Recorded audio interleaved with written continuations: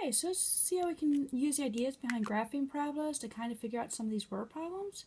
So, or figure out actual applications. Say we have a ball thrown upwards, and after t seconds, we've calculated that its height is y equals 40t minus 16t squared.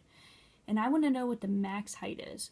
Well, there's a few things I already know. If I rewrite this, so I'm going to rewrite it. I guess I probably should use function notation, so I'll do an f of t. And I'm going to rewrite it so again I got my t squared first. So like I usually see it in descending order. So minus 16t squared plus 40t. And if I do that, then again I see the t squared, so I know it's a parabola, and I see the minus in front of it. And when there's a minus in front of it, I know it's a parabola that opens down, that's upside down. So I know it's going to have a max because it's going to get to a top point. And I also know that that top point is called the vertex. So if I'm looking for the max height, then that's going to be my y. Height's our up and down part. So I'm going to find my y of my vertex. Again, a few ways I know how to find my vertex. One is by writing in standard form. The other one is by using the negative b over 2a and then subbing that back in to see what my y is. So if I do that, I have b would be 40, so negative 40 over 2 times negative 16.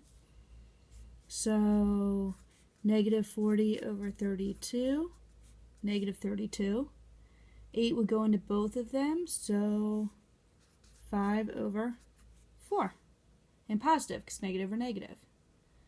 Okay, so I can sub that back in to c. So let's see, y, I guess I could have kept it y, equals 45 over 4 minus 16 times 5 over 4 squared.